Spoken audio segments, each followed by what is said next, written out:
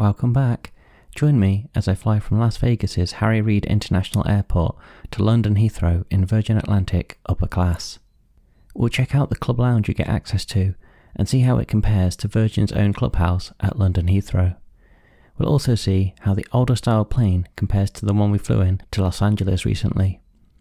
Right then, it is quite late in the evening and we are at Las Vegas International Airport. Today we are travelling with Virgin Atlantic upper class to London Heathrow. So let's go and find the lounge and see what that's like before we get on the plane. The check-in experience here isn't quite what it is at London Heathrow. Heathrow has their dedicated upper class check-in wing. Here it's just a shorter line at normal check-in. But anyway, let's get on with the lounge visit.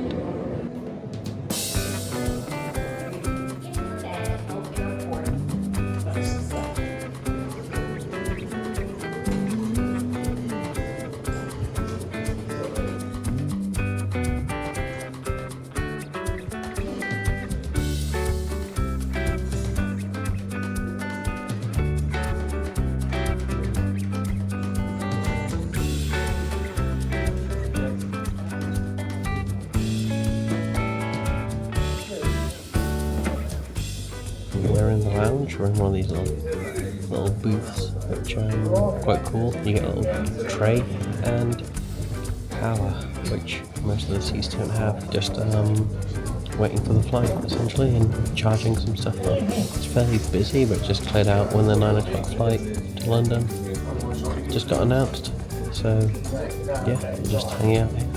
The flight is boarding in a few minutes, so I stepped outside the lounge to record this bit because it felt kind of weird recording this inside the lounge. The lounge is not great.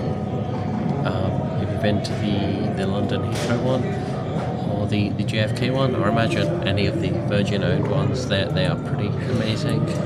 The one here is fine. When I first went in, it was quite busy. There was a British Airways flight and the Virgin flight going to Heathrow in there, so it was pretty packed. It was quite hard to find a seat. After the British Airways flight took off, it was fairly empty then. You could easily get a seat, but generally it's just not that amazing. In terms of the pros, there are seats with power. There are seats and some of them have power. Well, very few have power. They're generally comfy. There's free drinks. The food section is very limited in the Virgin Lounge. You order from an app and you can get a decent section of food that's quite nice. In there it's a buffet style section that's quite limited, and you have to go get it yourself, which is kind of tricky. If you're on your own and you're sitting far away, you either have to leave your bag and get it, or take your bag and risk having no seat when you return. Apart from that, the power is fairly limited. I'm actually sat at a recharge station here, where there appears to be more power sockets than were in the lounge. Only the fancy chairs with the little tables have USB and plug sockets. Some of the lounge chairs did have plug sockets on the wall next to them, but not all of them.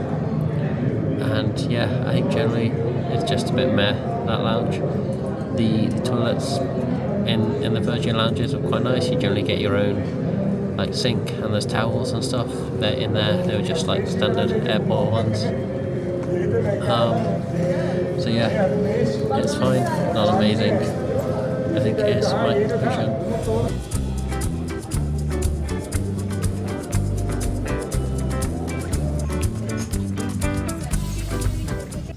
When you board the flight, you're offered a glass of champagne or orange juice as you get settled down. As I mentioned earlier, this plane is older and features the legacy style upper class seats. They face out into the aisle and have significantly less privacy than the more modern seats, but they're still fairly comfortable. The screen for the in-flight entertainment is a fair bit smaller than the newer planes, but it's still perfectly usable. You get a small shelf that comes with a can of water and has a reading light above it. There's a seat pocket for storage under the TV and a USB port to charge devices. The first meal on this flight was dinner. You start off with bread service. I had a small baguette. It comes with a little pot of butter, and the bread was warm and soft. For the main course, I had barbecue chicken and potatoes. The chicken was well cooked, and the barbecue sauce was actually quite flavourful for an aeroplane. The potatoes, well, they tasted like potatoes. After dinner, it was time for another Noel Phillips style loo review. Similar to last time, this loo is basically the same as economy. There's a small stool you could sit on, which I assume is to help you get changed into the complimentary pyjamas they offer. This was a night flight, so before you go to sleep, they come around and ask if you'd like to be woken up for breakfast. And if so, you fill out a card telling them what you'd like. The seat goes fully flat, and there's a mattress topper you place down for added comfort. The pillow was soft, and I had a good 5 hours sleep on this flight. The comfort was no different to the more modern plane, however it was a lot less private with your body facing out into the aisle. They woke me up for breakfast, which was surprisingly good. I had a bacon batch and chocolate croissant, which were both fairly decent as aeroplane food goes. And that's a wrap on this video. Despite it being an older version of the Virgin Upper Class experience, I really enjoyed it. The main things you lose out on compared to the newer planes are privacy and the more modern in-flight entertainment system. The food is still really good, and the seats are comfortable and still go fully flat. The newer experience is obviously preferable if you have the choice, but I wouldn't opt not to fly upper class if this was all that was offered. Have you flown upper class with Virgin? What did you think?